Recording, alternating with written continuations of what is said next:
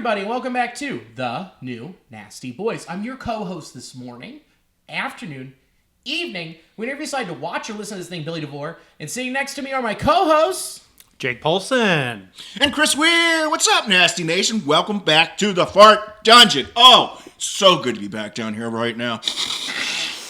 Woo, yeah, sound the alarms. That's a sweep. That's the sweep fart. Haven't heard too many of those blasts this year. Ooh, that's a 3-alarm chili sweep. That's what it is. That's beautiful. Sound the dirt stars. It's the first Tuesday of the month because them alarms are going. Yes, they are. That's the fart siren. Mm-hmm. I love that. Well, thanks for coming in, and as always, the show is brought to you by Cincy Light. Cincy Light, the spirit of Cincinnati. Cincy Night. Sure. Cincy Night. It can be if you don't enjoy responsibly.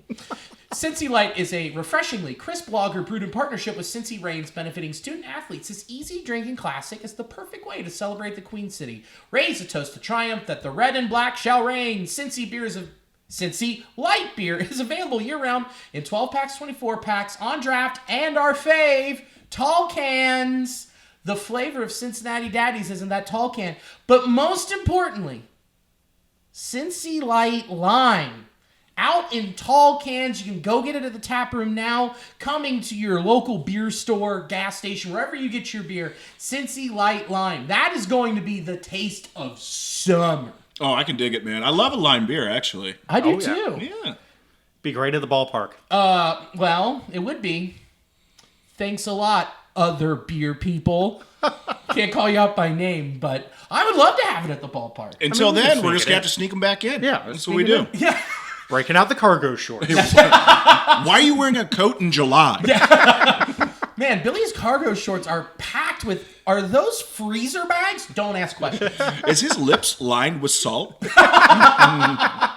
when I was at the World Baseball Classic, it was USA-Mexico, and I was in the top corner with just a bunch of Mexico fans. And this lady had this little, pouch, and she would, lick her, thumb area and then pour it on and then take a drink of the beer and then lick. And I was like, what is she doing? Dude, she brought in her own lime salt. Ooh. And housing it with a Corona. I was like, and she spoke to me in Spanish, and I was like, no. And the person next to me was like, she wants to know if you want one. I was like, yeah, I do. And she gave it to me. Holy shit. Bueno? Muy bueno. I love it, dude. Fuego. Muy fuego. Was it hot? Ooh. No, it was fire. Fire. Oh, okay. It was like hot lime. Interesting. No, it was fire. Tight. It was so good. So, yeah, Cincy Light Lime. Boy howdy. I cannot wait to get some in here and enjoy it responsibly. So, how was everybody's week? It was good. Yeah? I got to enjoy someone's birthday weekend. I wonder who. It was my birthday. Happy birthday, Billy. Thank you. I turned 35. Can't you tell? I'm leaning into middle 30s with a very your dad shirt and my dad. I mean, you went with the immediate transition, so that's good. Yeah, I just wanted everyone to know my dick is dead. It's your floral pattern era. Yeah, well, actually, to be honest, I have been rocking these for a long time. Yeah, you have been, man. So this is, my mom got it for me. That's nice. Yeah, it's nice a great pull, Mom. shirt. Yeah. Dude, feel that too. That is nice. Oh, that would go up in an instant. Yeah, it would. So I got to keep my takes pretty mild today. No hot takes. Whoosh, gone. Rin Spooner. It's super nice. Oh, okay. Yeah, they make great Hawaiian shirts. Didn't know what those words were at the start. Was that what you did for your birthday? It sounded like a character out of an R.L. Stein novel. Rin Spooner and the Dracula teeth. Private detective. I am leaning into it the dame left me.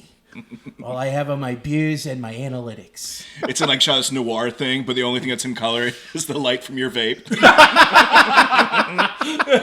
Modern noir. Neo-noir, baby. I'm in. We had fun Friday. We did. Yeah. We got after it. We sure did. We In did. great birthday style. Yes, we did. And how fun was it that the rain delayed the game, and then it's just pouring rain, and they're shooting off fireworks. Nice. Yeah. That's And they're Cincinnati, like, hey, baby. we promised fireworks Friday. We're not backing out. No one can see it unless you're on the concourse at the right spot. I just leaned over and I like pushed a child, and I was like, "Oh, there's a big red one." So, yeah. What else? You hibernated Saturday. Yeah, had to sleep, and then spent the day with my father today. He smoked a chuck roast. It was fucking delicious. Dude, So chuck roast severely underrated in the smoked meat game. I put it on par with brisket, and it's a easier poor to make. man's brisket. That's what it is. Yep. We do that with stews a lot. The chuck roast. Ooh. Oh, yeah. That's a nice one. Oh, that'll break down real good. Oh, God, we need to do that soon. Man, I turned 35 and it's like smoking meats, stews, and Hawaiian shirts. we old guys. I know. It's summertime. I'm thinking about busting out the crock pot. What if the kitchen were even hotter? Yeah, exactly, dude. What if we turn the smells in here to winter? You want a nice comfort stew in June. Dude, I can go for it, man. It's been a minute. You can you could just leave it out, and then it could become a gazpacho. A gazpacho stew? A cold beef stew? Cold beef, yeah, cold and salty. Just your standard table stew. Just leave it out for company. Table stew. Yes, and we have 3-day-old French bread to go with it. Yeah. So that's a nice crunch. I'm down for it, man. Sign me up.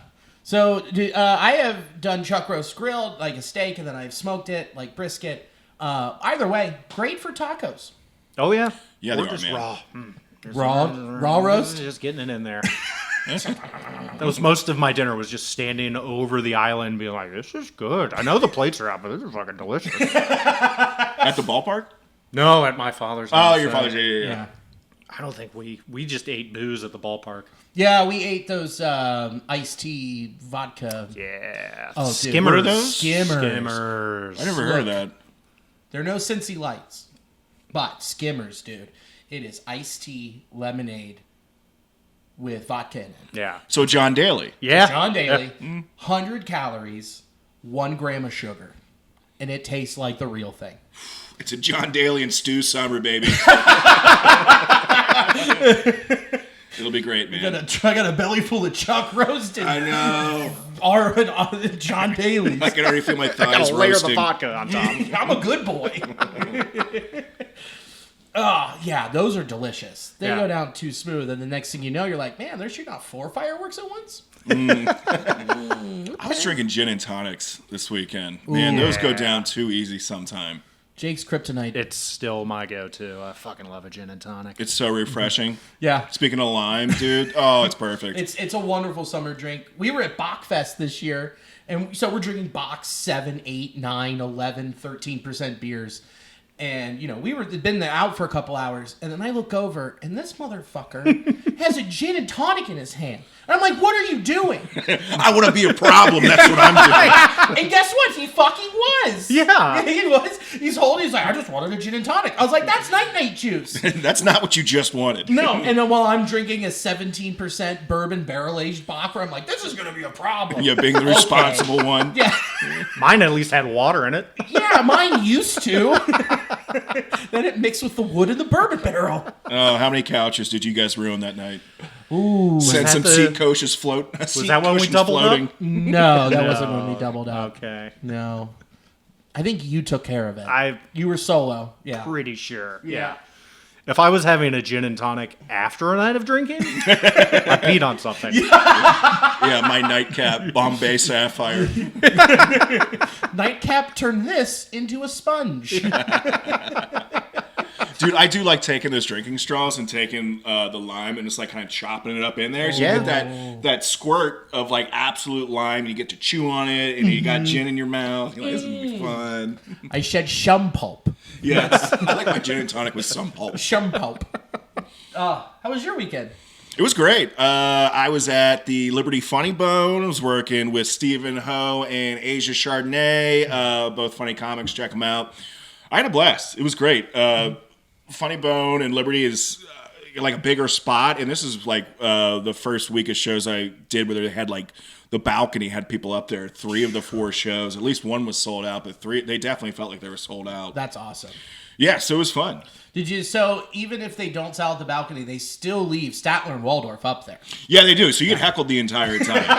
It's delightful. I mean, it's a real slug, uphill battle, but that's how they do it there. Yeah, I mean, you've got to sell chicken tenders, cheese sticks, and get yelled at by Statler and Waldorf. Exactly. You got to move the mott sticks and take the insults being hurled your way. Yep. Remind them, birthday club. Birthday club? The birthday club announced they still make you do that? Oh, no. Thank God, no. Hey, Sounds like sexual assault. What are you talking about? birthday club? You want to be in it? Yeah, I don't know. They used to make you go up at the Newport one. They made you go up with a card and be like, "Hey, there's cards on your table. If you could fill them out, let us know when your birthday is. We'll get you 4 free tickets and a drink or whatever." And Thank God, no. okay, that's good. Yeah. Those have been some of the most like humiliating things is when you have to do like all these like side responsibilities as if like you're like a server that works there or something. Where like I had to in between, this wasn't at a Funny Bone, in between comics, do a raffle where I'm up there like pulling out people's like bingo card tickets or whatever. Yeah. And that show, like, I got the best laughs doing the bingo, like, rally thing as opposed to my set. But fortunately, I didn't have to ask if it's anyone's anniversary or birthday or celebrating anything. I'm guessing where you did that was an American Legion. It definitely was probably a Moose Lodge. Yeah, there we go. Yeah, it's definitely something where you had to get, like, a sponsor to get you beer or something. Sure. Yeah. Yeah. I've been there. I had to do a raffle up in Michigan when Ricky was filming his special, and for some reason they had me go up cold and do 20 minutes, and I look out in the crowd, the youngest person in there probably 63 years old, 64, so my demo, and and then do 20 and then stop and then do the raffle, do another 5 minutes, and then bring Ricky up to record the special. That's tight. And I'm sure you guys told him, like, hey, this will be a disaster. Any way we can do it conducive for comedy for someone that's recording? And they're like, no, that's not how we do it here. These people are here for the planter that we're giving away. Yeah, exactly. Yeah, they're here for the Keurig, baby. They didn't come here for the laughs. Yeah, the biggest laugh I got was like, ha yeah, when the lady did win the planter with the little shovel and a gift card to the plant shop around the corner. Yeah, they're here for the novelty hummingbird wine holder. See, it's got a little AAA battery. You press it and the hummingbird flaps its wings. Oh, it's so lovely. Yeah, well, it can't take that wine away. Mm-mm. Or Ted. Man. Sweet. Well, at least you didn't have to do the announcements and you had a good weekend. Yeah, it was fun. I liked it. I missed Rory Scovel because I was wanting to go watch him. He's the best comic on the planet. Yeah. But I heard it was the best time ever. He's the best. Mm-hmm. He's the best on and off the field. Yeah, that's great. Just incredible. In Commonwealth Sanctuary, nailed it with just running the show, him going up there and killing it. It was incredible. So just make sure to keep tabs on what Commonwealth Sanctuary is doing. Yeah, you never know when the best comic in the planet is going to be, right next door. And that's what Rory was this weekend. Just in an old church. Michael Ian Black's coming. Oh, shit. All right. Eddie Pepitone. Don't they got some other big names coming? Yeah. Oh, my gosh. Broad City. What's not Elena Glazer. Her brother, Mike. Okay. Is going to be there in 2 weeks. Nice. Yeah. Autumn, I forget her name. She's big because of Don't Tell. She's there this coming weekend. And then the next weekend's the guy from Mike Glazer from Broad City. Nice. Yeah. So check out your local comedy clubs. Check it out. Check out the comedy club because guess who's not in town next week? All of us. All of us. Yeah. We're not doing a pod next week. We're all gone. Yeah. I'm in Los Angeles. You're... Be on a boat in Alaska. He's going to be in Alaska. I thought you were going to Germany for some reason. Why did I think that? I mean, they're basically the same. Oh, yeah, I can see Poland from my porch. You're... Nashville. Got some shows out there. Man, we're going to be in all different parts of the country. How about it? Yeah, you're way north. I'm way west, southwest, well, just west. And then you're south. Mm-hmm. South, north, west, Southwest. So you all are going to have to hold it down when we're out of town. Go check out a show at Commonwealth. They have Cincy Light beer on tap. They do? So that's something fun. Yeah, go do that. And because unless you want to go to Detroit, which I love Detroit, but Great ballpark. I love that ballpark. Yeah. It's an awesome park. Like, I haven't been yet. Oh, it's great. Just fun. Oh, you're going. When are you going? You're going. I might be going in September, October. I'm not entirely sure. I need to figure that out. Just some logistics. Yeah. Get some playoff baseball, maybe. Ooh. What do you mean, maybe? They're the best team in baseball. They're going to win. The schedule still has to line up, sir. He can make it work. I can really make it work. We'll see what happens. I can talk to Detroit, see what we can manufacture. The whole thing. See what he gets. It's a car town. Yeah. That's fucking beautiful. Get out. I'll get out of here. Get Sorry, out of guys. your own house. So yeah, no pod next week. We'll remind you at the end too, and then I'll make a post or whatever. Be like, we're taking a break. It's our All-Star break. Mm-hmm. Got to get back to form here. Need to take some time off. Rub down the hammies. Yeah. We got some stuff to do. We got some contusions. We got some sore shoulders. We're gonna need to recoup. Yeah. So we appreciate you taking your time with us. Overall, lower body soreness. Yeah. Okay, got it. Yeah. It's an LBI for sure. LBI. I actually have a hole impingement. Yeah. It's just not good. It's not working great. You got loose hole syndrome. Loose holes and full hearts. Yeah. Amen. It's blocked. I'm not making it much longer. Let's talk about baseball. Should we? I guess. Yeah. San Francisco had a pretty wild, wacky homestand on Saturday night on a sac fly. Guys running in, and a fan decides to throw a ball onto the field, and they didn't make a call or anything. Like, what are the umps supposed to do in that situation? I feel like if it had actually interfered with the play, then maybe they would do something. Like, that's fan interference, right? It's got to be. Like, it's more than just reaching out and touching the ball. Like, if you add an additional ball to the playing field, I feel like that's interference as well. I hope the dude, before he threw it and chucked it in, just went, multi-ball! Ain't no way this is going to land on the field. Oh, no fucking way. No way, dude. You know it was that, too. It's like, maybe fuck. Oh, we got to go. Yeah. Oh, high score. Yeah, I think it's got to be something similar to where, you know how they have like player runner interference where if they deviate or make contact in a way where it then becomes getting involved with the play? I think it's got to be something like that. So where if a fan throws it on the field but doesn't interrupt the play, then the play goes on. But if it does say cross the path of the ball that was thrown by a player and there's an obvious like hiccup and stop and play, I think at that point they got to like, figure out what happened. But I don't know. That is a good point about like there has to be some rules about that. Yeah, I think also they deemed it, when you look at it, either ball that Patrick Bailey went after, he wasn't tagging that runner out. That's the thing. Like, it didn't affect anything. So I think that's why they just got together and was like, oh, that was fucking weird, right? Because otherwise, fans would hold on to balls, and when they see, like, a runner from the opposing team, like, dude, that's good guy's going to score. And people are just chucking balls out there, so they send them back to, like, the previous base. And then we're getting into, like, Savannah Bananas territory. Yeah. At a major league game. Yeah. Oh, the fan caught it on the third baseline. You're out. It's like, what? That's the one rule from the Savannah Bananas that I want in baseball. If a fan catches a foul ball on the fly, it's an out. That'd be super cool. That'd be fun. That's some XFL shit. Yes.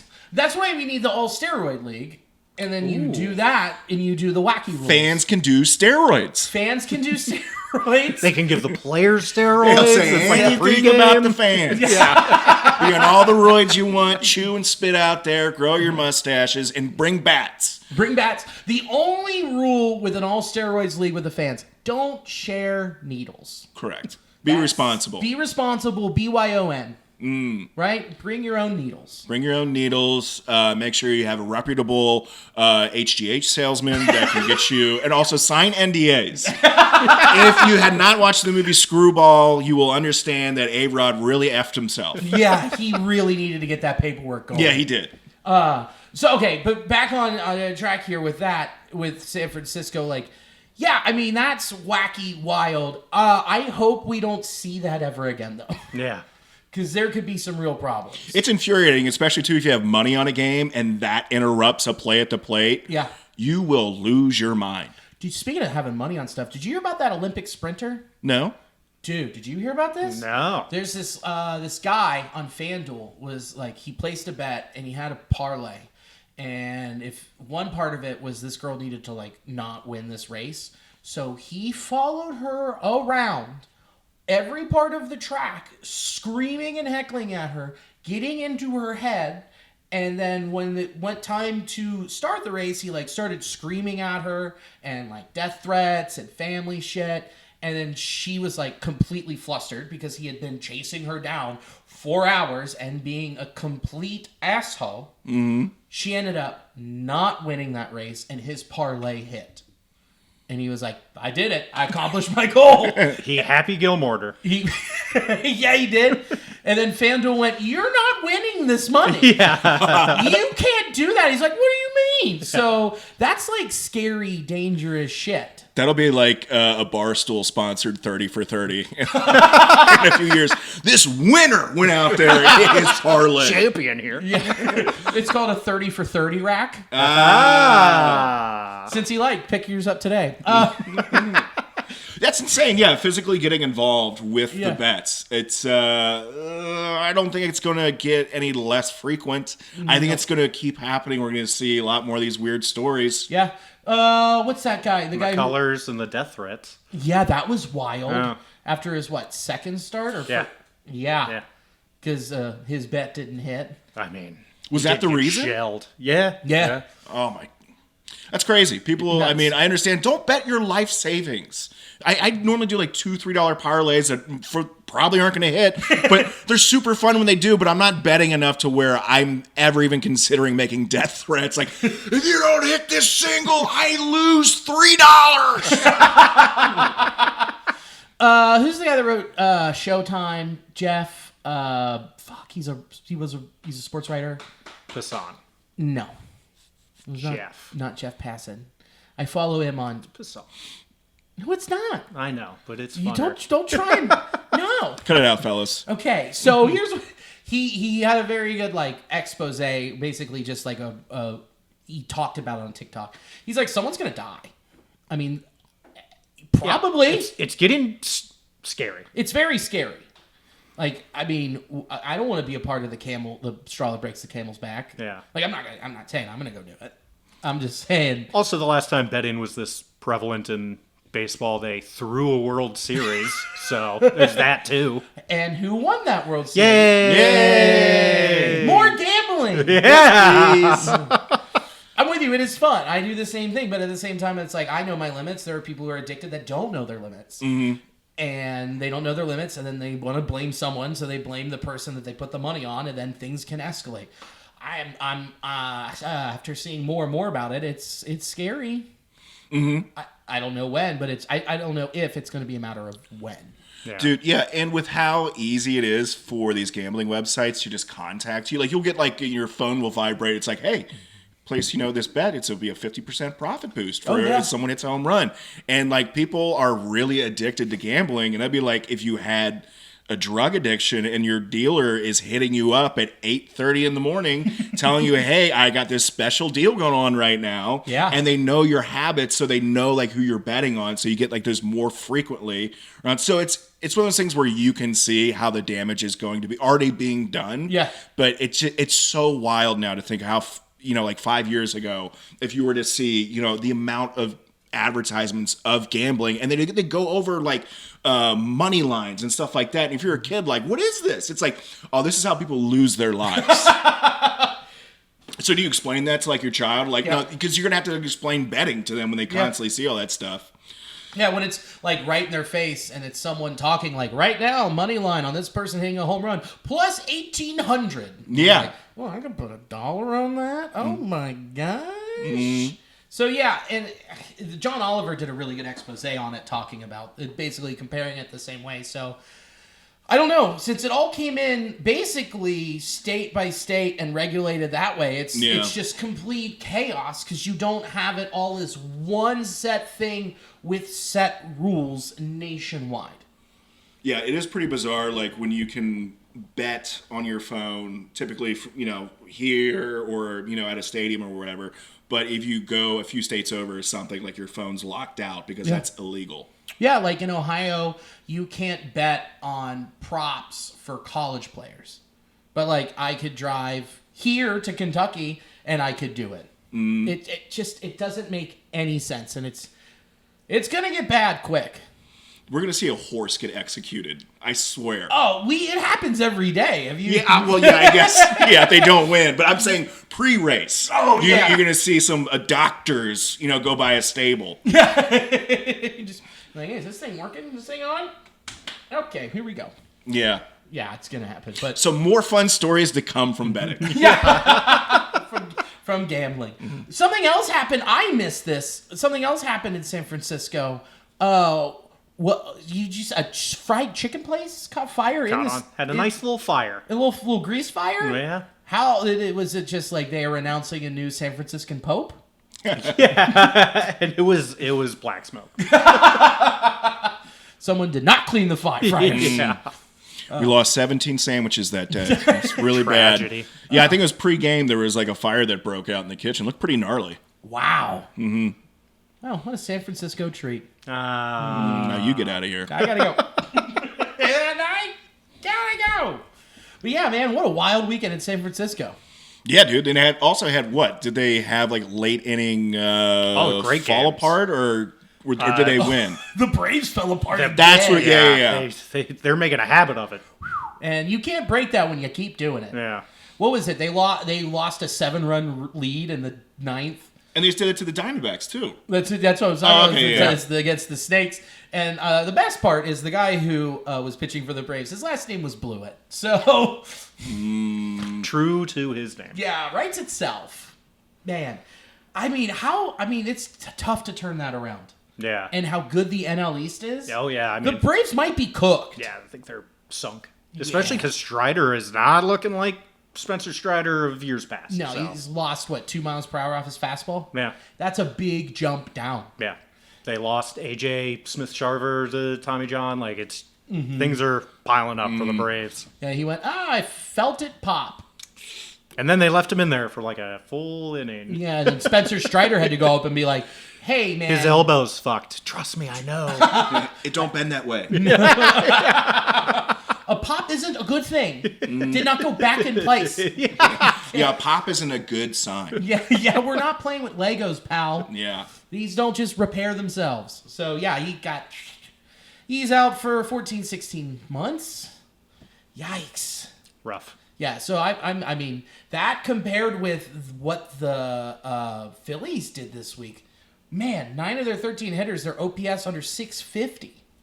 Like, they're tanking out this week. Yeah. Bryce on the IL. Yeah.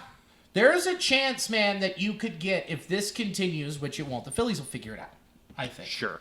You think. And Dave Dombrowski's going to go out and make all the right moves. But there is a chance you could get maybe one wild card from the NL East. Which is very surprising. It's shocking. Yeah. Especially if Luzardo has turned back into a pumpkin, he's been getting shelled. Yeah, what was it? 2 2/3, 9 runs in his last start? In the past 2 starts, 20 earned in 6 innings pitched. Not good. That's not a pumpkin, dude. Yeah. That is rotten gourd. Oh my gosh. Jeez Louise. So, and then you look at the NL West, too. I mean, okay, so after seeing what the Diamondbacks did this week and losing Corbin Burns to TJ, there's an opening there where you might have 1-2 wild card spots from the NL West. Mm-hmm. So I mean, I don't believe in San Francisco. Because I don't want to. I mean, they pull this shit every once in a while. I hate it. Yeah. It's 2021 all over again. Yeah. You're like, how are these guys? What do you mean they're top 5 in runs scored and starting pitching and really? Oh, they're doing a San Francisco thing. They're doing that whole thing. I definitely still have PTSD from the Giants, and their reign of like the 3 World Series that they had. Even year run. Yeah, exactly. Yeah. So I'm not going to put them out of it, but at the same time, I didn't think they'd be doing this well. So no. Young-Hoo Lee has become exactly who he was advertised to be. And Robbie Ray's an ace again. Dude, his changeup. Yeah. It's back. It's filthy. And he's back. He's fully back. Yeah. And I saw this. He won Pitcher of the Month, right? Yeah. Yeah. Which he shouldn't have. We all know who should have. That's fair. Yeah. Yeah, the numbers prove that. Wade Miley. Yes, that is correct. Wade Miley, your pitcher for May. Though a lot of people were saying, like, oh, the Mariners got fleeced in that deal with trading Robbie Ray. I was like, no, they didn't have room for him in the rotation. Also, they just hate spending money, so... Bingo. Yeah, there goes that contract. There it goes. So, yeah, it's just going to be interesting to watch. And I'll be in L.A. seeing the Padres and Giants and Dodgers. So I'll give you a full report when I get there. Dang. Yeah. Those are going to be fun games. I'm really excited. Yeah. I get to see June playoff baseball. How weird. Pretty cool. But we're not here to talk about everybody else in the National League. We're here to talk about our Cincinnati Reds. What a week for our boys. Another roller coaster. A roller coaster where we were trying to eliminate peaks and valleys, but sure as shit, that's where we live. Yeah, baby, but had some additional help with the arsenal here. We got CES back up, and you saw the dividends. It paid right away. Yes. And not to jump into it, but I'm going to jump into it. How often we talk about having a big bat that can hit home runs and change up, the complexities of the game where you can score 2-3 runs at a time as opposed to try to string together like a walk and 3 singles. Yeah. Having a home run threat is so beneficial. Yes. Let's jump back real quick. I want to get into that. But let's jump back really quick. I think the big thing so far was what happened on Wednesday. When they came back, when they were tied, and it was after the 6th inning, and they won. And TJ Friel stole that home run and was just juiced. And you could start to see the turning point and being like, oh my God. Yeah. They got off the mat. Because we were talking like, this dog ain't got no bite. Mm-hmm. Like it is gumming up in here. It's got rubber dentures. Soft foods only. Yeah. Yeah. Oh, you do it with your wet food? Rubber dentures sounds like a ska band. Dude, I got to get my checkered Vans because I'm in. Yeah. I'm in. Pick it up. But and then they dropped the game on Thursday. But you know what happened? The Brewers had a perfect strategy, just using left-handed pitchers. And that always works against the Reds. And the Brewers, this is the longest the Reds have dropped consecutive series to the Brewers. I think it was 32 series. And it's less than that, isn't it? It was a lot. 16 series? It was 16 series because the longest stretch they've had was from 1932 to 1937 against the Giants. So, yeah. The Brewers they've got our number. They've got... Not our number, dude. 12th consecutive series. That's it. Savage. Yeah, they got our taint and balls. Dude, they've got us locked in a cage. Yeah, they do, man. So the Brewers are always going to brew. Brewers brew. But having that win on Wednesday, I think that is still a turning point for this team. I would agree. It's definitely a focal point when you think back. I mean, they look jacked. They were stoked, feeling themselves and thinking like, yeah, we can get off the mat. We do possess a great ability to be, a really high productive team. And granted, they only won 1 out of 3 in the Brewers series. They carried that momentum and were able to, find some more late inning magic in the last series that they just played. I mean, the first game was another 1-run loss, and then they came back from being down on the mat, won, and then Thursday. But then that transferred over, and I think that confidence came. What do you? I mean, they basically had 2 walk-off victories this week. Yeah, with the catch and the CS double, and. There's no way that doesn't build some positive momentum in the clubhouse. That's got to be a good feeling. Sweeping a series, got to be a good feeling. And they need all the confidence in the world with this stretch that they have coming up. So I mean, with that and some people getting healthy, it's easy to be optimistic again. It builds momentum with the fans, at least. I mean, you can feel that. Like when you see the Reds playing well, the games that you go out to at GABP, there's more people. There's people that are really excited. So it does pay dividends to be playing good baseball, and just seeing the last series that they had, the last two series, people are excited. Yeah. They're excited because they should be.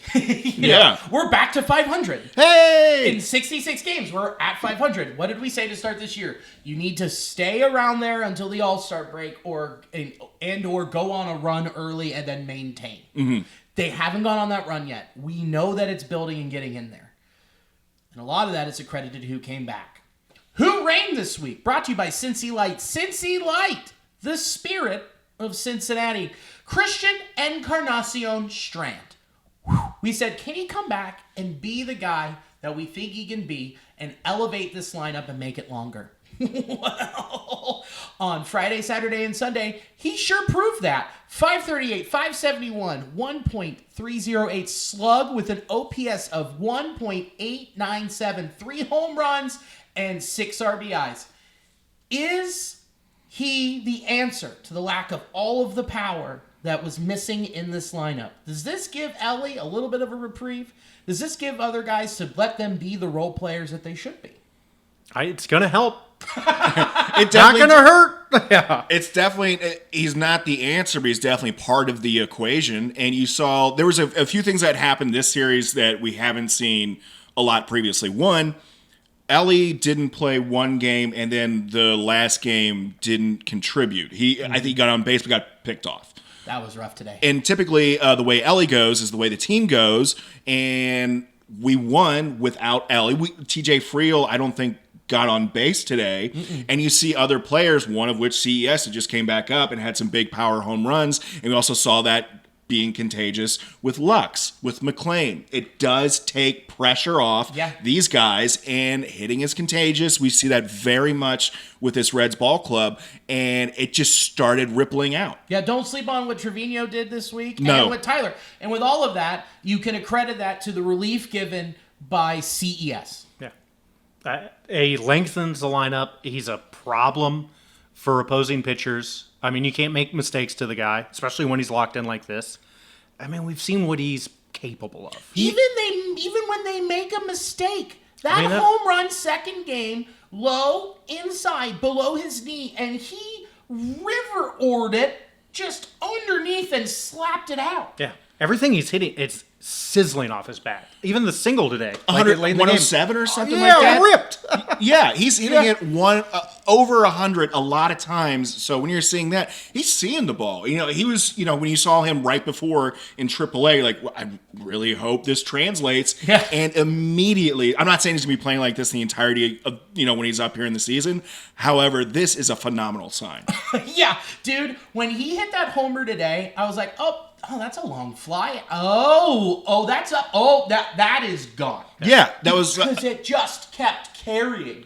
Because he hit it 106. Yeah, exactly. And then when you can hit it that high, and then it just kept fighting the wind, it's like, I'm gonna go now. That was a knuckle curve. That was a very difficult pitch to hit, and he just jacked it out of the park. Yeah, and Gallen was owning all day with that knuckle curve. Yeah, dude. Yeah, he was on one until he wasn't on one. That wasn't a mistake pitch. CES just demolished it, and he also hit one on a fastball, his last one. So I mean, he looks good right now. He's not swinging at those pitches just off the plate like we've seen previously. So right now, CES was definitely the answer for this series. Oh, yeah. Okay. We know he can't keep up this pace. Mm-hmm. We can acknowledge that. Baseball is hard. But could he still hit 30 homers this year? He's got that type of power. Yeah. He's just got to stay healthy. We've got, 98 games left? Yeah. I don't want to say no. We're going to be entering the summer here. And if he continues to just find the barrel of the bat and is pummeling balls at 100 miles an hour plus, dude, I can see it happening, but he's really got to stay healthy and just have some other guys producing around him. I could CES it happening. Billy, Happy birthday. you're going to get one more of those. Oh, okay. No, that's fair. That is totally fair. Yeah, I mean, he could do it. I don't doubt it, barring injury. Yeah, and it'll help getting Hayes back, give him some more lineup protection. It was great seeing them immediately start slotting him in to the middle of the order. And he's looked good at third. Yeah. That play he had today on the foul ball? Unreal. I didn't expect him to come. Like, he just came in frame all of a sudden. Was like, who is this guy? Like, if we were to see, like, that play was so cool. He looked great at third. Yeah, he did. In just those 3 games. I'm like, okay, all right, I am convinced he could play third base. And again, too, thinking about the protection that he provides Ellie. If he's going to be mashing balls and Ellie is just going to start seeing a lot more pitches in the zone, hopefully more, fastballs or more competitive pitches, so he can get familiar. It's like, okay, they're going to have to come at me a lot more now. Yeah.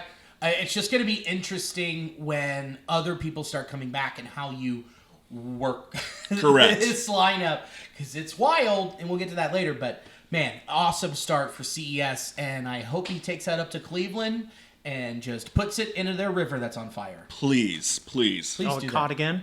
I'm assuming. It's about that time of year. Yeah, what, June? Yeah, it's done today. It's happened again. Let's take a look at our starting pitchers for the week. Brady Singer went twice, and it's the same problem he's had.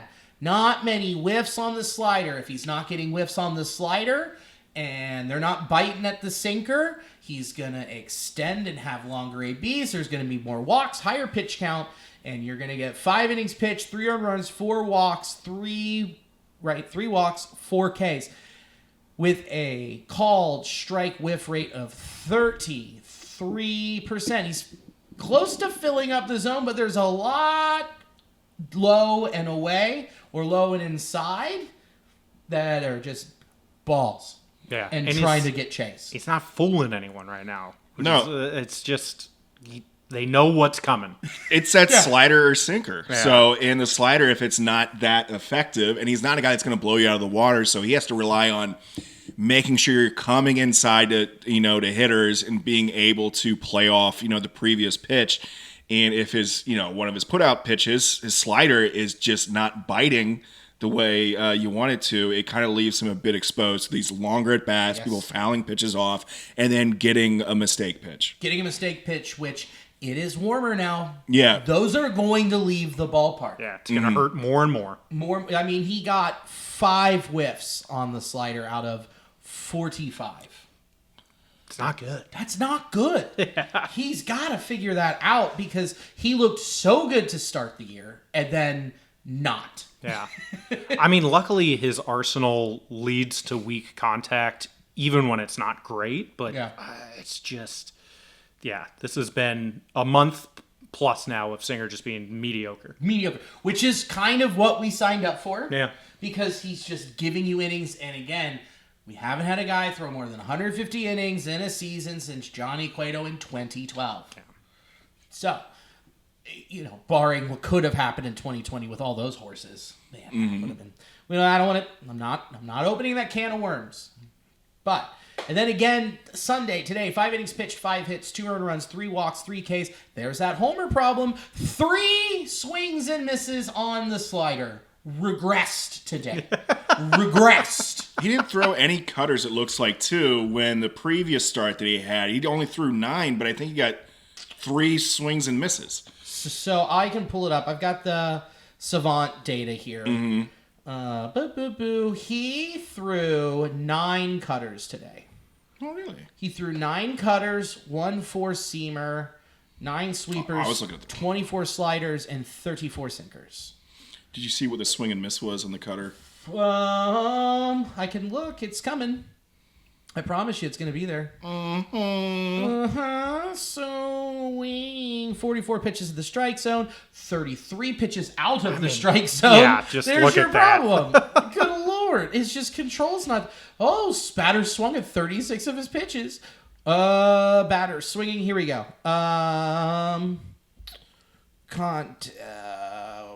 There's the ball. So he hit it foul. 2 swinging strikes on the slider. So no whiffs? Or... Yeah, he had 2 swinging strikes. Okay. Wasn't sure if it was a foul off. Then one was called for a strike. And he threw 9 of them? Yeah. Mm-hmm. Yeah. Well, I mean, it's a better percentage than like some of the others, but it's just not good. Yeah. I was looking for a silver lining here, trying to figure out something else for him to focus on. But needs to be a bit sharper. Needs to be a bit more of a threat with throwing strikes. Because guys like him need to, the batter needs to have the mentality of, I need to be swinging a lot because he's going to be in the zone a lot. Yeah. And then he also needs to be able to fool more in the zone. Mm. Yeah. I mean, the slider just doesn't have a good shape right now. No.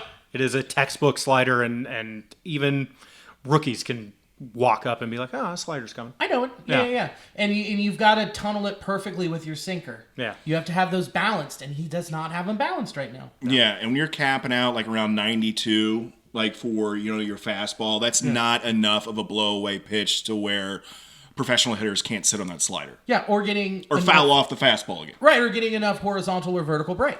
Yeah. On both. To be able to differentiate or to just hide the slide. You can't hide a bad slider from your sinker. Especially if it's your number one pitch. You bingo! So you guys think this is probably a bigger issue that he needs to resolve quickly because it's going to get more and more exposed? Correct. Yeah. Bro needs to fix it tomorrow. Mm-hmm. He needs to be in there looking like, how do I make this better? Like, what am I doing wrong? And needs to look at himself in the mirror and be like, am I doing that? I don't know. Fiddle around. I mean, play with it. Figure it out. Even on his Reds tenure, we've seen him go through streaks where it is working, and in the past, he's had plenty of strung together plenty of starts where he's fantastic.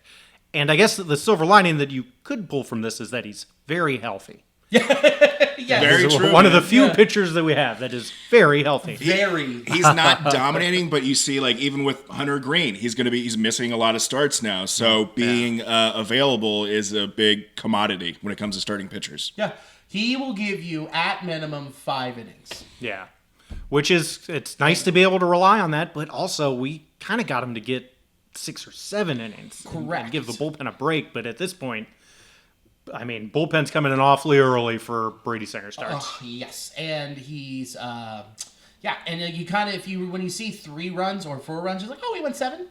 And you just got tired towards the end. Yeah. Nope. Not quite. Not quite. Oh, then there was our boy, the pitcher of May, according to the new Nasty Boys in the NL of May. The NL of May. The NL of May. These are deceiving. There's a deceiving line. 6 innings pitched, 5 earned runs, 7 hits, 1 walk, 6 Ks.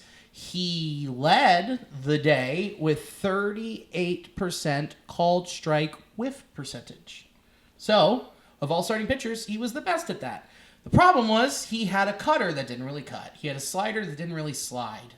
And those got taken to the river. Yeah. So I'm in no way concerned.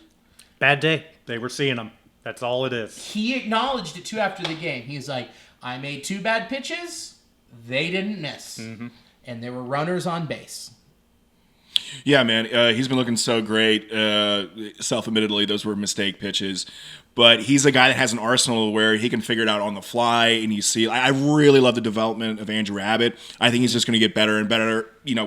A couple of hiccups of what were going to happen throughout the season. But I think he's going to be a much better pitcher towards the end of the year than what he is right now. And he's an amazing pitcher right now. Yeah. He was filling up the zone, but he wasn't filling it up as much as he normally does. Yeah. And he was just throwing hittable strikes that day. I mean, this stuff just wasn't there. But he was still, everything else that we've come to know from Andrew was still there. Yeah, so, it was just it's just a blip. Yeah, it's just a blip. I am in no way, shape, or form concerned. Still went 6. Still went 6, and it was still the Brewers. Lodolo on Friday. 6 innings pitched, 3 earned runs, 5 hits, no walks. How about that? 4 Ks. Yeah. We are getting so much weak contact from him, and you can tell where he's leveling, where he's basically layering his pitches in the strike zone.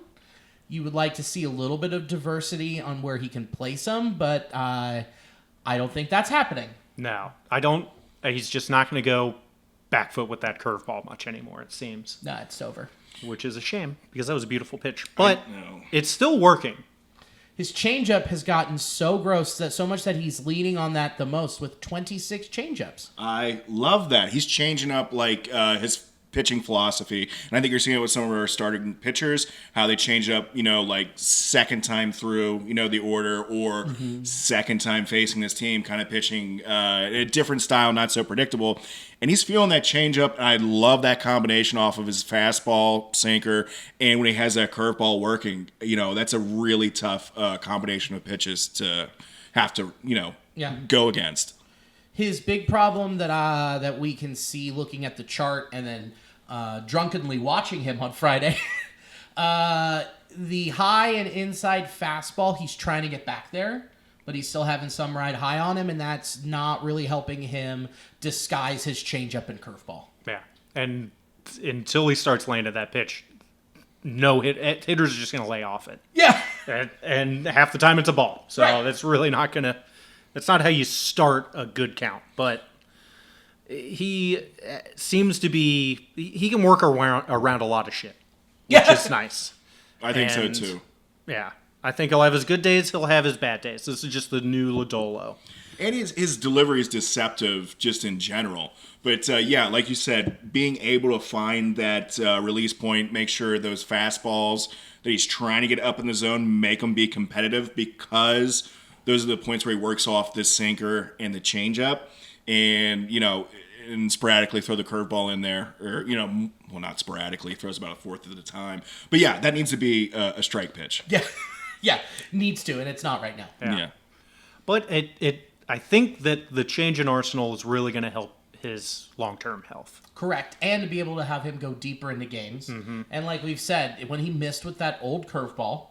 Where would it end up? Who knows? Yeah, I can tell you where. Over that green wall that surrounds the outfield, or on the batter's foot. Yeah, I was gonna say. Yeah, a lot of hit by pitch with that. Yeah. And I think he gets a little gun shy too. Like once he hits a dude, because he's like, "Oh man, that was a bad curve."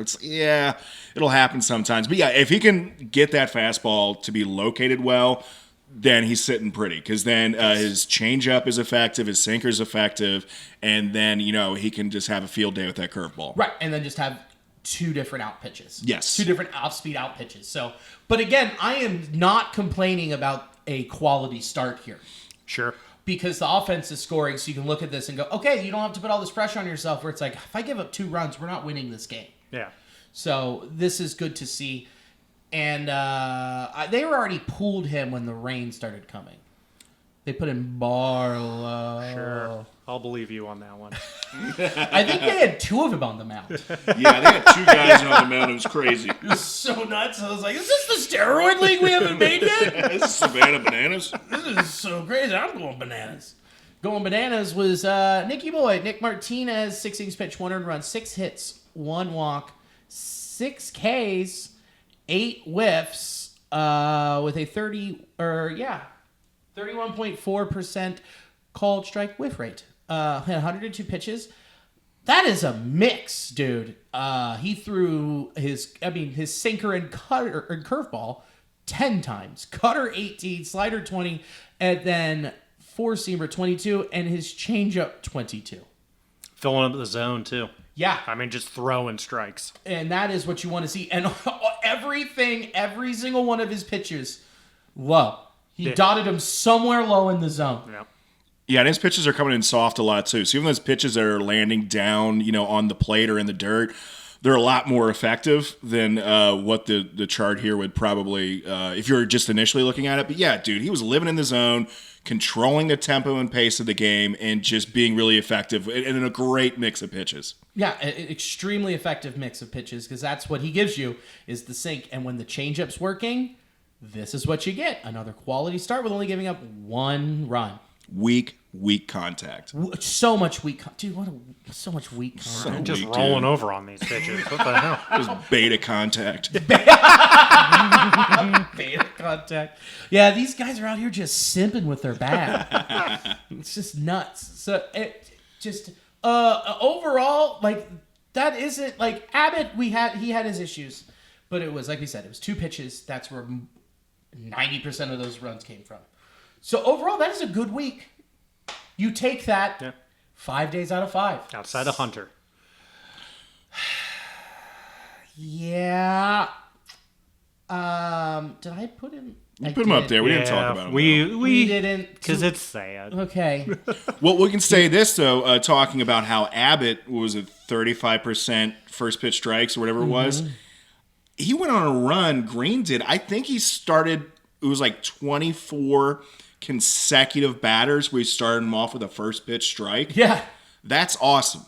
I mean, he was looking good, and then the groin acted up again. Yeah. 5 innings pitched, 2 earned runs, 5 hits, 3 walks, 7 Ks, 7 whiffs on the slider, and 7 called strike for a 45.2% called strike whiff rate. So yeah, established with the fastball, got him with the slider, and then his groin muscle slid. Dude, I wonder if it was because I think it was like the 4th inning or something like that. He had 2 outs. I mean, he was sitting pretty as far as like his pitch count. Yeah. Because he was like, he had like 40 pitches in the 4th. I think he had like 2 outs, 0-2 count on the batter. And then from that point, proceeded to throw another 20 pitches. Yeah. It was just like, oh, he's going to be awesome. He's going to be in the 5th with less than 50 pitches. And all of a sudden, it's like, wow, that just changed dramatically. So I hope that didn't have an effect. But these lingering issues were probably going to pop up later. So F us. F us, dude. And we're going to get to more of the injury later when we talk about some other folks. Mm-hmm. So... Could have said it better myself. Yeah, Guttural Noises. That's the name of my 3rd album. Guttural Noises. Guttural Noises. It's the name of this whole weekend. Brain dead. The bullpen was excellent. How many innings did you say consecutively? 11 innings without giving up a run. A lot of zeros. The only crooked numbers from our bullpen came from Wade Miley, and he's not a part of the bullpen. Yeah. He was just getting work in. And another reassuring thing to look at, Scott Barlow, 0 walks. It's really returning to form. Whoa! Vintage Scott Barlow. Vintage Scott Barlow. That's just the Scott Barlow we know and love. All the Scott Barlow fans out there rejoicing. They're like, yeah, that's fucking right. We love Scott. All got the big wigs. Makeshift mops. Oh, my God. Just listen to Creedence. Oh, yeah, dude. Is that what he walks out to, is Creedence? He walks out to, like, the Vietnam song. Probably. The Vietnam song. You know what I'm talking about. The Forrest Gump album. I like the Forrest Gump album. My favorite part's the part where he jumps off the boat to see his friend when the legs don't work. He forgets about the boat because he's dumb. Forrest is slow. Not really. He actually really fast. He runs fast. He's fast, brain slow. Tsunami. Oh, man, I didn't get that dynamic. He's fast, but he's slow. Not quick-witted. No. Anyway, what was really cool was seeing Ashcraft come in Saturday afternoon and shut it down. With a lot of sliders, too. Lots of sliders. Let's take a look at it. Do you mind holding this down and keep talking while I figure this out? Yeah, I think that was something else, talking about our pitchers changing up their game plan.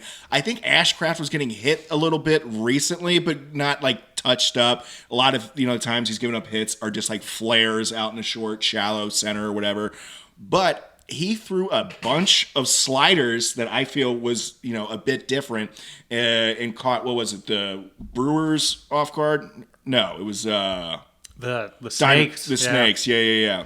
Yeah, so I think he did a great job because he was throwing a lot of, he was pitching differently and effectively. It's a lot of red. Dude, this is so much red. This is the first time I've looked at his Savant page this year. Ground ball percentage, 57.3, 94th percentile. Hard hit percentile, 36%, 75th percentile. Barrel rate percentage, 88%, 88th percentile, 4.5%. Chase percentage, 40.2%, 100th percentile, all by himself. That is crazy. Average exit velocity, 85.4, 98th percentile. That's what I'm talking about. Bro, when people are like, man, I think Ashcraft shouldn't be in the pen. We should take. What do you? Those elite numbers. Yeah. There's a reason why he's in there, man. He's built for the pen. And, we might talk about later about moving him to a starting thing, but that's like an emergency situation. And I don't think it can happen this year because he has scrapped the rest of his arsenal and is only throwing 2 pitches at this point. Yeah, which is exactly what you need to be dominant out of the pen. Yeah. And the induced break on that slider was filthy. I didn't see what it was. Oh, it was. Hold on, what is it? They were awfully sharp, pretty. man. Yeah. Where'd it go? Oh, boy. So he's... Is that 18 inches? Yeah. 18 inches of horizontal break. Yeah. Good Lord. And think about combining that with a vicious cutter, dude. Like, he's going to be sawing off bats. Yeah. And he's averaging almost 90 miles an hour on that slider. He's Nasty. Yeah. I mean, the cutter's filthy. They're both filthy pitches. There's- That's why it's nice to see him scrap the rest of that arsenal. The changeup was just... Yeah. I don't think it was ever going to develop into a viable third pitch. No. What were we looking for here with him is I mean, everything's Oh. beautiful. yeah, dude. he's not even throwing that many strikes. Well, it starts as a strike, It starts then it disappears. he threw 17 of his 33 pitches in the strike zone. Ready for the 18 That's awesome. out dude. of the strike zone and just batter swung at 14 of his pitches. Yeah, man. I think Ashcraft is clearly refining his stuff, and I think he had a great game plan his last outing. He did. Yeah, he's really turning into a reliever. And a dominant one. Yeah. Oh, yeah. I think by That the we knew he could be. We all knew. Everyone knew, and we had just been dreaming of it, and it finally happened. I think by the end of this year, you're looking at a guy who's going to be considered an elite reliever. Elite reliever. Good Lord, my brain is fried. He got that birthday brain, dog. That birthday, it's all just cake batter and chocolate icing. That's all. He had 3 hard hit balls: ground ball, line drive, and a fly ball. Wow. I feel like a lot of 3 of times. them were in a fair turn. That's just Yeah. good. I think sometimes teams are trying to jump his cutter. Yeah. And so I think him showing not only is throwing another pitch, but throwing it to a high degree of effectiveness, that is going to just provide, exponentially, benefits to our bullpen. And that was a high leverage situation. That's what the big thing was, is that it was high leverage and he didn't fold. And we have seen him have issues with that in the past. But overall for the week, 3 1/3 innings pitched, 1 hit, 5 strikeouts. Love it, dude. Him and Santion are becoming a really great combination there. Santion looked great closing it out today. He did, and confident, too. I'm glad they're giving him these opportunities. Right. Because I love Pagan, but I just don't know if it's going to last all season. I hope it does. I hope it does. Yeah. And he's thriving in his role, too. So, hopefully he doesn't falter, but we've got options if he does. Yes. I'm just saying we don't need to panic about the pen we never have. Yeah. Every pen has their moment in the sun. But this week, real nice. Top notch, gang. Top notch, boys. That's how you hold it down. At the dish. Well. Matt McLean. 333, 444, 600 with an OPS of 1.044 with a home run and 4 RBIs. 3 walks to 4. I'm sorry. Yeah, 3 walks to 4 Ks. Huh. He's finally putting the ball where they aren't. Mashed a homer today, too. Yeah. Not too many defenders behind the home run wall. Yeah. That's a good place to put it. Yeah, that's a great place to put it. Yeah. What did he change this week? Where's the jump? what made him be the Matty Ice we knew and loved when we were called for to be sent down last week. Just timing, maybe? I don't know. He was hitting the ball hard when he was making contact. He just wasn't making any fucking contact. Yeah. So. And had some poor swing decisions. Yeah. Yeah, if you look at the advanced metrics, you could see he was having a string of bad luck. However, I think that combined mentally with him getting behind in counts, not having stuff fall for him, expanding his zone, and just not looking as comfortable at the plate, I think he's now has seen a lot of pitches. He's been making a lot more contact where balls are falling. And the last at bat he had where he hit his home run, he looked so good. He had 2 strikes on him. He had a slider that granted was a mistake pitch, but he didn't buckle at all. He stayed completely balanced and back. Like, that is like when Matt McClain's at his best, is when he's staying back and just letting his quick hands do the work, and he just jacked that ball. Yeah. And that's something else too we were talking about, is that he was previously missing a lot of mistake pitches or getting behind in the count. He was at 0-2 so frequently and so quickly during this long stretch this season so far that he's just been behind, I feel, and just now he's been hitting those pitches a lot more than what he's been missing them. Yeah. I'm sure hitting out of the 9-hole has helped. Yes, less pressure. Yeah. And the lineup's getting longer and longer, and you have to pitch to someone at some point. Yeah. And I'm sure they were happy to give him a bunch of fastballs with a $160 batting average. He was like, oh, cool. Don't need to worry about this little fella. Yeah, and now he's punishing him. He's punishing him, and it's so good to see. Let's not forget, Trevino homered in 3 straight games as well. Wheels, dude. The hell yeah. Wheels is feeling it because there ain't no one behind him anymore. Yeah. There's just 2 catchers on this bench, and he went, good riddance. Get rid of this wins fella, because I'm wins in this battle. Yeah, I mean, That's you gotta go. Yeah. Sorry, that buddy. was the third one. Leave That the was your equipment. Last. Yeah. Dude, it's awesome. Also, too, sad to see wins go. But my goodness, dude, if you're gonna leave a mark on a franchise, those numbers are top notch. He like batted 400. Yeah. What, like 45 plate appearances, something like that. But yeah, he crushed for the Reds. What are you gonna do? As much as we want to be a 3-catcher household, it makes sense. But yeah, Trevino, let him cook, dude. He's great. I mean, how many doubles does he have so far for the Reds? He seems to be a great dude that is able to, of course, being a catcher, thinking beyond what the pitcher is. Like, I feel like he's winning a lot of mental battles and knows when he can jump a pitch, because he gets those doubles where he hooks them down the line, or sometimes like this where he just mashes it out of the park. He has 14 doubles on the year already. Yeah, I know. His offensive profile is significantly better than what it was coming onto the Reds. Yeah. Now, you can... Great extension. But... Yeah, dude. Maybe even better than Hunter's. Oh, yeah, that's close. That's so cheap. Okay, cheap. Here's the thing, though. He has to keep it up, because remember what he did in 2022? It was very similar to this, and then the All-Star break happened, and he fell off the bat. Sure. So, yes, I think he can. I hope he can. But history teaches us... Hard lessons. But fortunately, we still have Tyler Stephenson. That's also true. Yeah. Who Tyler also had a great week. I'm just enamored by this. 301, 331, 488 on the season with an OPS of 819 with an OPS plus of 120. That's crazy, dude. For your backup catcher. Yeah, he's already got 1.2 WAR.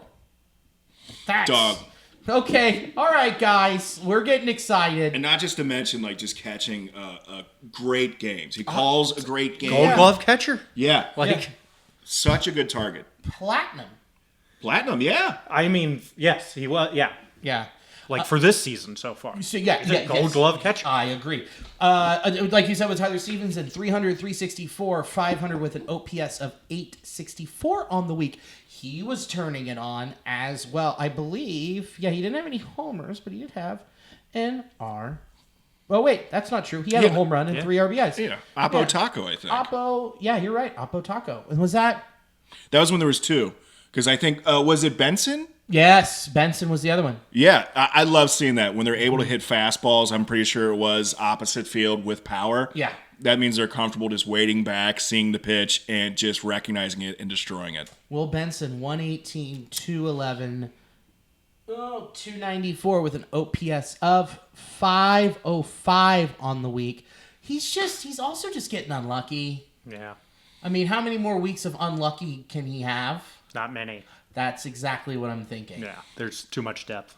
Because didn't he have a game where he got 4 outs, but he hit the ball? Yeah, all of them were over 100 miles an hour. Yeah, he's still ripping the ball, but he's chasing some pitches up in the zone, like he's swinging and missing, and some fastballs are just elevated enough. Yeah. But like you said, he runs into him more times. Well, he's going to run into him a bit more. Sure, but when he has run into them of late, they are getting into the back of a glove. Yeah. So you don't have much time for him to figure that out. He needs to make an adjustment this week. especially for a fourth outfielder. Correct. You have to be hitting. Yep, you have to be hitting to stay here. Yeah. You don't. I think he has maybe one more option after this, and then it's figure it out time. Yeah. Then you have to make some uncomfortable calls, which then you might, when you're looking at the roster construction, Rake still has 3 more options. Yeah. But he's also been doing better than Benson, so. Well, he just came back this, and also, I mean, Will Benson straight up cost the Reds a game in Chicago. I will not forget that play, and so when that should have been TJ's ball the whole time. That was such a bonehead play. That was such a bonehead. There was a few of those this series, too. Yeah, Rake's got 12 ABs on the week. Yeah, it was 167, 333, 167 with an OPS of 500. So, not much, not that much of a difference. But he's playing defense. Yeah, but he still can't throw from right field. No. Yeah, he's got a spaghetti arm. Can't. That's the other issue. We're still looking at this, trying to say, what if we mash these two together? Yeah. Well, they're not. They're not 3 children in a trench coat trying to sneak into a movie. Yeah. They can't just be one. I was thinking like that Dragon Ball Z thing where they go like, pew, and they go and turn into Groku or something. Grogu? Yeah, where they combine as one person. Oh, that's right. Grogu? We just lost a lot of followers by just talking about anime. Actually, you'd be surprised. I gained some. We gained a few stinky ones. A few real stinkers. But Espinal's looked not good, and he also looked not good in the field at third. He just didn't ever get comfortable there. Well, hopefully it's CES's position now. Agreed. And Marte's, we'll get to. Yeah, Espinal has been looking lost, like physically looking lost. Like when they moved him up to the 2-hole, I just think he took that upon himself. Like, this is my time. I'm going to establish myself here, and it just be like the sandcastle came crumbling down. Yeah. He's just not a 2-hole hitter. No. And then the stuff that he did pride himself on is the same with Terry Francona, being good with the bat, bunt, stuff like that. And how many double plays did he ground into this week alone? Yeah. So a lot of momentum killers, and it's going to happen sometimes, but he did it way too many times in a short span. Right. So yeah, he's kind of spiraling a little bit, but still has a good glove. I still have confidence that he's going to be hit better than what he is currently. Yeah. However, CES is healthy. Yeah. You have Matt McClain hitting better. Yeah. And so he's going to be regulated back to bench player. Bench, right. The end of the bench. Because you're putting Luxon in front of him. Absolutely. So, you give Ellie a break. You give him a break because he tried to rush back from the Dominican Republic. Thoughts with his family, for his sister. That's tough. That's hard. And I feel for them. We all do. And thoughts out for you and the family. Here is my question. Ellie could not make it back in time for the game on Friday. Came in late because his flight got delayed. They were flying him commercial.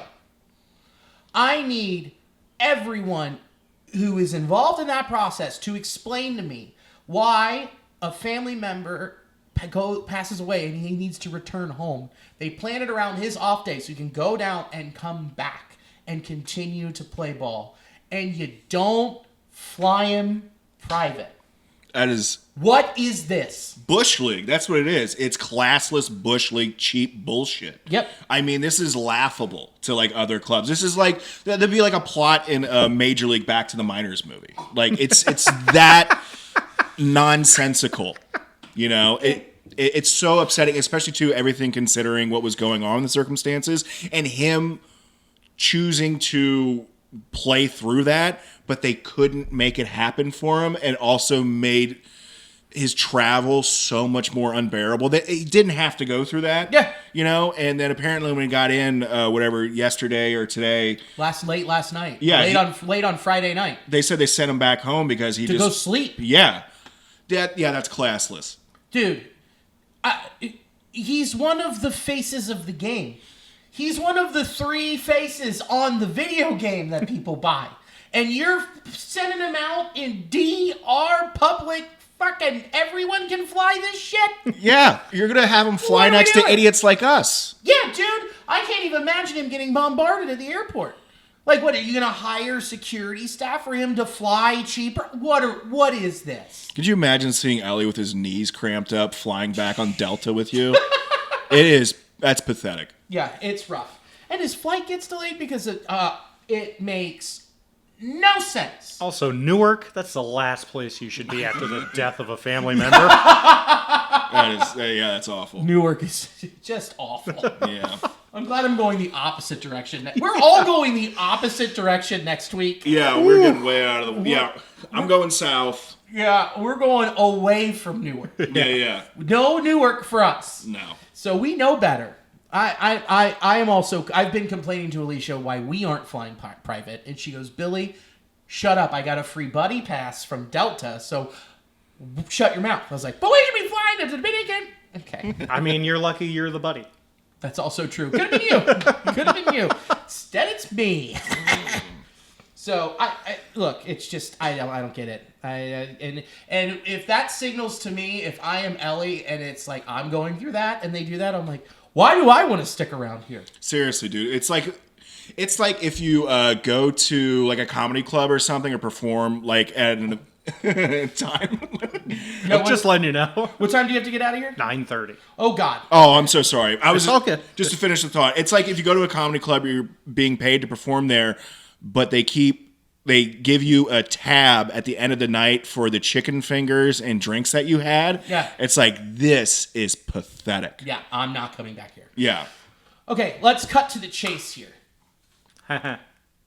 Come on. That one was good. Oh, yeah. That one was good. Okay, we're cutting to the chases here. So, okay, Hunter Greene is going to be out 8 to 12 weeks. They're not putting a timetable on it. I'm putting that timetable on it. Yeah, take it slow this time. Take it slow, take it easy. This is a tough month. Okay? Yeah. It's these next 2 months are going to suck. But here's the deal. You don't want to mess him up for the whole season. And this team has been much better about giving guys time to heal. Mm-hmm. So, Chase Burns on Saturday. 7 innings pitched, 3 hits, no runs, no walks, 6 Ks. The thing holding him back that Nick Kroll said was length. How long do you wait if Wade Miley loses it and flubs early? And or when you give Chase Petty another shot, because his last 2 starts looking solid, and especially the last one he had on Saturday. 6 innings pitched, 4 hits, 1 earned run, no homers, a walk, and 8 Ks against the Norfolk Tides. And that's a really good AAA team. Yeah, absolutely. So, Jake, what are we doing here? I mean, I still think Petty comes up first. Yeah. Because he's already fully stretched out and deserves a shot. Like, pretty brutal start to his professional career, but you got to put it in the past. Yeah. You know, I can't let that define you. I think 3 to 4 more turns for Burns if he can get past the 6th inning. Yeah. You got to bring him up. Because he's not going to last deep into the season starting just because that would be a massive bump in innings pitched. Mm-hmm. But if he can get us through, if he can come up and just throw smoke, get us until Hunter is healthy, yeah, that would be huge. And then at that point, you can shutter him to the bullpen if you need to. Like, they haven't mentioned anything about an innings limit, and I don't think they're going to be hugely concerned. I mean, he had he pitched in college. Like, he had a very successful college career, so he's used to it, but he's also rapidly approaching his career high for innings pitched. And what would you say that was? He's 10 away. 10 away. Yeah. Okay. And, I mean, It's not something that you need to be super concerned with, but at a certain point, it's like, well, we can't just add 100 innings pitch to his arm. We're gonna blow it out. Yeah, right. But if he can come up soon, and if he could be Hunter, I mean, it's there. Yeah, it's a very similar profile, and it's clearly working. He's running out of things to prove in the minors.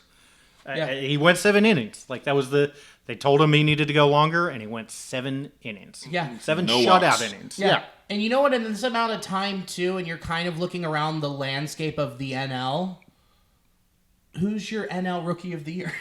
Yeah. Legitimately, if he comes up and dominates, he could do what Skeens did in a shorter amount of time. Yeah. Well, I think we invested money into Wade Miley, so he's for sure going to get, he's going to have to start today. And whatever happens, it's going to be like, hey, he's still coming off of Tommy John. Mm-hmm. They're not expecting him, nor should they expect him to be at peak physical performance for, all things considered. So he'll get another start after the one today, regardless of what happens. And then I think, like you said, the next in line would be Chase Petty. Yeah. So, which makes sense. That's the pecking order. And it does give them a little bit of time to kind of be more selective about, okay, how do we bridge the gap with possibly having Chase Burns come up to get us to Hunter Greene? And I think, like you said, he's proving everything, going through all the steps, and just keeps being successful. And he hasn't been, like, for the innings he's been throwing, they haven't been stressful. Yeah. So he hasn't been having like 30 pitch innings, having a lot of guys and runners in scoring position. So, yeah, I would like to, and I think we will see him during the duration where Hunter is out to bridge the gap and potentially have him come up for a few innings, do whatever, a bullpen day or an opener, have him, something like that, a configuration that makes sense to eat up some innings, get him experience because he deserves it. I agree. Totally agree.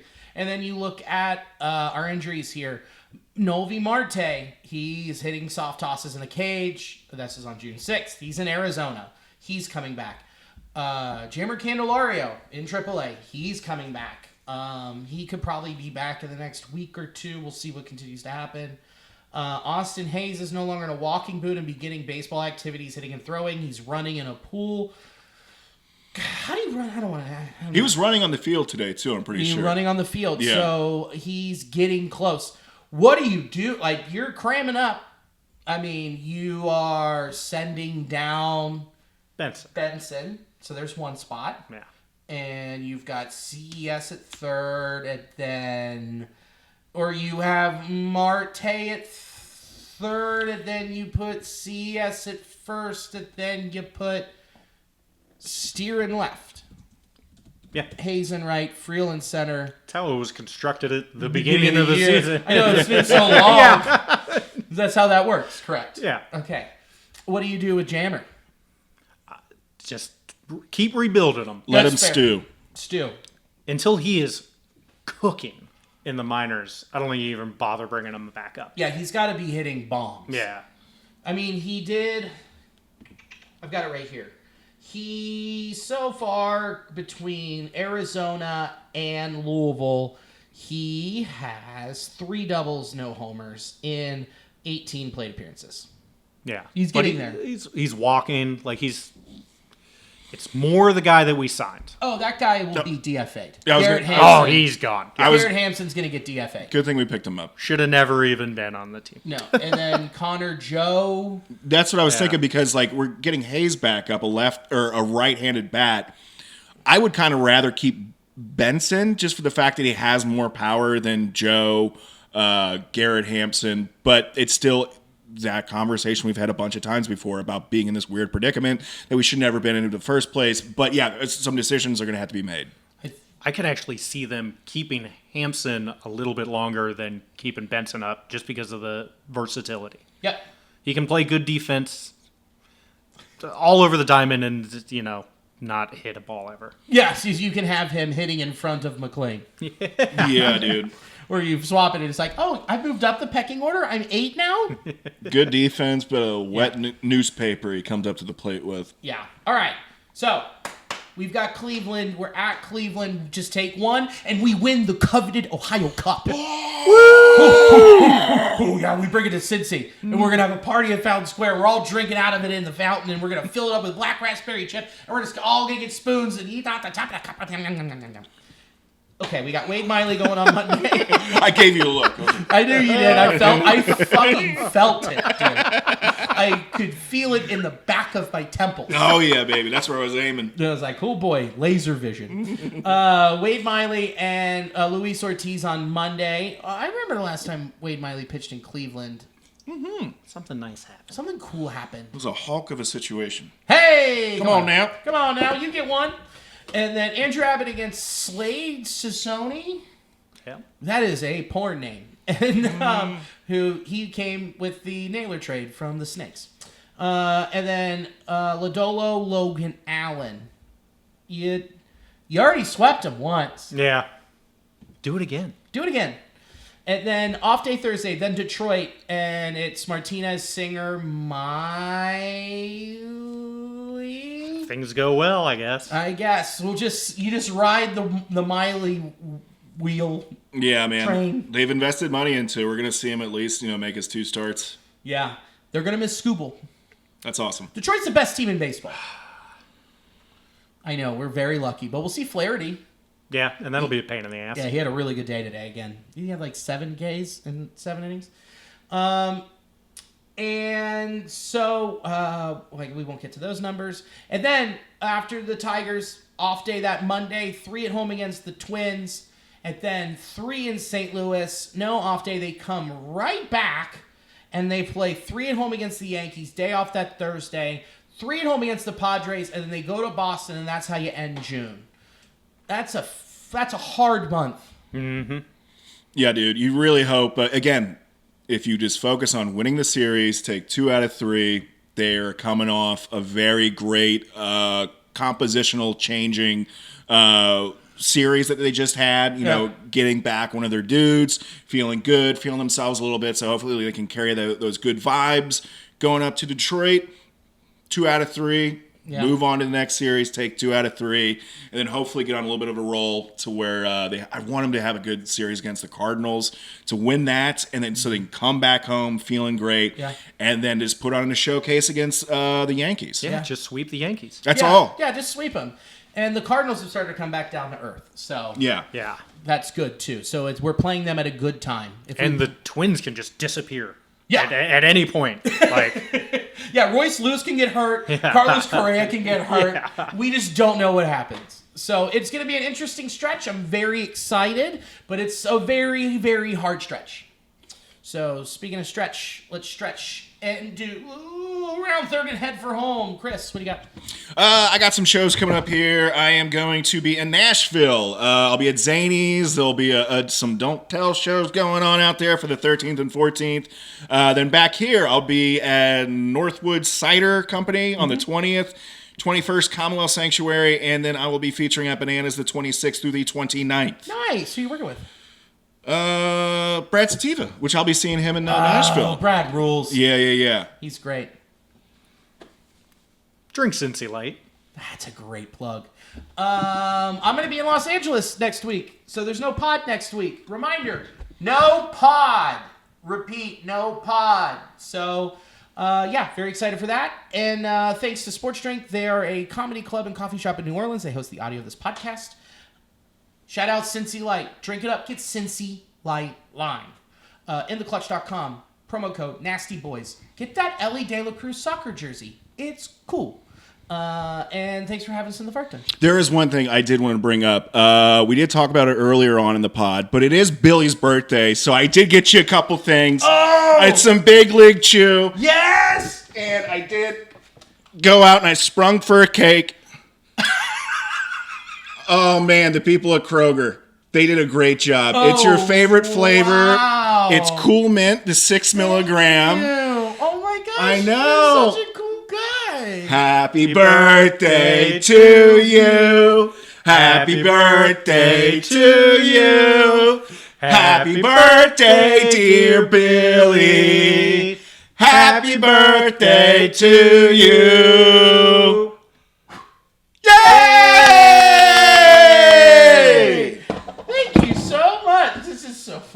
thank you. This is great. I am going to eat the shit out of this, though. Oh, you have to. It's very hard, but that's how they come. That's how they come, and that's how they sit in my mouth. The only acceptable flavor, too. Yeah. Ground ball grape. That's a tough one. Really say the G. Thanks for having us in the Fart Touch. This is great. And thanks for joining us. Thank you guys for watching and or listening. And as always, go Red Legs. Go Red Legs! Go Red Legs.